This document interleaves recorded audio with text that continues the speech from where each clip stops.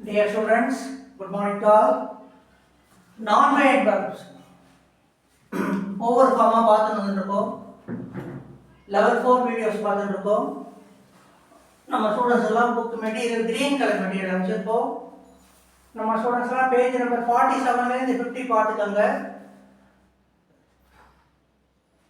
Video class பார்த்துட்டு உங்கள் புக்கில் இருக்க எக்ஸசைஸ்லாம் எழுதுங்க. நாங்கள் அமைச்சிருக்க புக்கில் இருக்க எக்ஸசைஸ்லாம் எழுதிட்டு as usual between 8 PM and 10 PM படிச்சு காட்டுங்க. புரியாத சென்டென்ஸ் தப்பு இருந்தால் கரெக்ட் பண்ணி சார். நம்ம கிளாஸ் ஜாயின் பண்ணணும்னு நினைக்கிறவங்க மேலே நம்பர் கொடுத்துருக்க, ஃபோன் நம்பர் கொடுத்துருக்கேன். இந்த நம்பர் ஏதாவது நம்பர் கான்டாக்ட் பண்ணுங்க. சரி, இப்போ பார்க்கலாம். இப்போ நான்-மெய்ட் வெர்போட பேசிவ் ஃபார்ம் எப்படி இருக்கும், சென்டென்ஸ் யூஸ் பண்ணுறது அப்படின்றத பார்க்க போகிறோம். அழைக்கப்படுவதற்கு, அழைக்கப்பட்டதற்கு. அழைப்பதற்குன்றது ஆக்டிவ் ஃபார்ம், அழைக்கப்படுவதற்குன்றது பாசிவ் வாய்ஸ் ஃபார்ம். சரி, அழைக்கப்படுவதற்கு என்ன போடலாம்? டு பி கால்ட் அல்லது ஃபார் பீயிங் கால்ட். அழைக்கப்பட்டதற்கு டு ஹேவ் பீன் கால்ட் அல்லது for having been called. To have been பக்கத்தில் வர்போட V3 அல்லது ஃபார் ஹேவிங் பீன் போட்டு பக்கத்தில் வர்போட V3. பர்ஃபெக்ட் டென்ஸ்னாலே பாசிவ் வாய்ஸ் எழுதும் போது நம்ம என்ன பார்ப்போம், லெவல் 2ல பார்த்துட்டுமே ஹேவ் சைடு போட்ட பக்கத்தில் பீன் போடணும், ஞாபகம் இருக்கா? ஸோ பர்ஃபெக்ட்னால பாசிவ் ஃபார்ம்னால பீன் வந்துட்டு வேற ஒன்று இல்லை. அழைக்கப்படுவதற்குன்றது கிட்டத்தட்ட ப்ரெசன்ட் அர்த்தம் மாதிரி கொடுக்குறது, அழைக்கப்பட்டதற்குன்றது பாசன்ஸ் அர்த்தம் மாதிரி கொடுக்குறது. வெறும் இந்த அழைக்கப்படுதுன்ற வர்ப்புக்கு மட்டும் இல்லை, எவ்வளோ வர்ப்பு இந்த டிரான்சிட்டிவ் வர்ப்பு எல்லா வர்ப்புக்கும் சொல்லி பாருங்க. பார்க்கப்படுவதற்கு, அழைக்கப்படுவதற்கு, சாப்பிடப்படுவதற்கு, அலங்கரிக்கப்படுவதற்கு, குறை சொல்லப்படுவதற்கு, இது மாதிரி நிறைய வர்ப் இருக்கு. டிரான்சிட்டிவ் வர்பா சொல்லி பாருங்க, அதை வச்சு தான் பாசிவ் வாய்ஸ் எழுத முடியும். சென்டென்ஸ் பார்க்கலாம். அரசனால் துன்புறுத்தப்படுவதற்கு அந்த விவசாயி எந்த தவறும் செய்யவில்லை. சப்ஜெக்ட் எது? வர்ப்பை பார்த்து யார் அல்லது எதுன்னு கேட்போம். வர்ப் எது? ஒரு சென்டென்ஸ் கடைசி வேர்டு தான் வர்ப். லெவல் 1லேருந்து பார்த்துட்டு இருக்கோம். செய்யவில்லை, யார் செய்யவில்லை? அந்த விவசாயி செய்யவில்லை. அப்போ அந்த வர்ப்பை பார்த்து யார் அல்லது எதுன்னு கேட்கிறார்கள் தான் சப்ஜெக்ட். அந்த விவசாயி த ஃபார்மர். வர்ப் எது? சப்ஜெக்ட் போட்டோன்னே வர்ப்.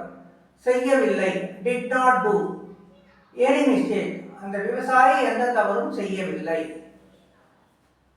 துன்புறுத்தப்படுவதற்கு டு பி போட்டு டார்மெண்டட். டார்மெண்டட்ன்ற வர்ப்புக்கு துன்புறுத்துதல்னு அர்த்தம். அந்த வர்ப்போட V3 tormented. The farmer did not do any mistake. To be tormented துன்புறுத்தப்படுவதற்கு. அதே to be tormented போட்டாலும் போடலாம், அல்லது for being tormented போட்டாலும் போடலாம். ரெண்டுத்துக்கும் ஒரே அர்த்தம் தான். The farmer did not do any mistake to be tormented by the king அல்லது for being tormented by the king. சரி, இப்போ அழைக்கப்பட்டதற்கு பாசன் சட்டம் கொடுக்கறது இல்லையா, அதே மாதிரி பார்க்கலாம். ரவீந்திரன் வேலையிலிருந்து நீக்கப்பட்டதற்கு நான் காரணம் இல்லை. நீக்கப்படுவதற்குன்னா பிரசன்ட் டென்ஸ், நீக்கப்பட்டதற்குன்னா பாசன் சப்தம். ரவீந்திரன் வேலையிலிருந்து நீக்கப்பட்டதற்கு நான் காரணம் இல்லை. இந்த சென்டென்ஸ் பார்த்தீங்கன்னா ரெண்டு மெசேஜுக்கு ஒரே சப்ஜெக்ட் தான். யார் துன்புறுத்தப்பட்டான்? விவசாயி துன்புறுத்தப்பட்டான். யார் எந்த தவறும் செய்யவில்லை? விவசாயி தான் எந்த தவறும் செய்யவில்லை. இந்த சென்டென்ஸ்ல பாருங்க, ரவீந்திரன் வேலையிலிருந்து நீக்கப்பட்டதற்கு நான் காரணம் இல்லை. இந்த சென்டென்ஸ்ல ரெண்டு மெசேஜ் இருக்கு. ரவீந்திரன் வேலையிலிருந்து நீக்கப்பட்டான், இது ஒரு மெசேஜ். அதற்கு நான் காரணம் இல்லை, அது ஒரு மெசேஜ். இந்த மெசேஜ் சப்ஜெக்ட் ரவீந்திரன், அந்த மெசேஜ் சப்ஜெக்ட் நான். ஸோ சப்ஜெக்ட் மாறி மாறி வந்ததுன்னா, டிஃபரெண்ட் சப்ஜெக்டாக இருந்ததுன்னா, சபார்டினேட் கிளாஸில் வர்ப்பை தான் நம்ம ஃப்ரேஸ் ஆகும்போது என்ன பண்ணுவோம், நான்-மெய்ட் வர்பா மாற்றுவோம்.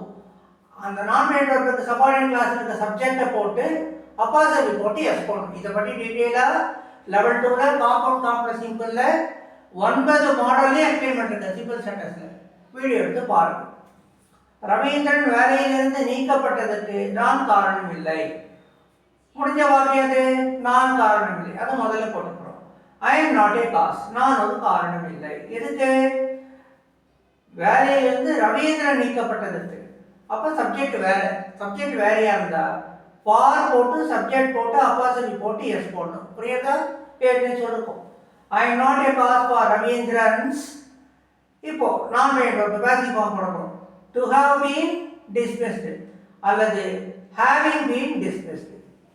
டு ஹாவ் பீன் டிஸ்மிஸ்டு அல்லது ஹேவிங் பீன் டிஸ்மிஸ்டு. இந்த ஃபார் கான்வென்ட் ஆடாது, அந்த ஃபார் இங்கே இருக்கு. I am not a cause for Ravindran's to have been dismissed from service அல்லது I am not a cause for Ravindran's having been dismissed from service.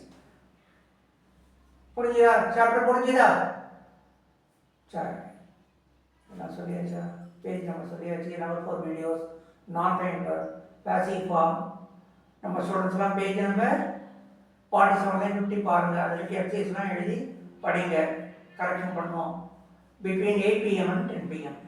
சரி, next கிளாஸில் பார்க்கலாமா? குட் நைட் சொல்லிடலாமா? Good night.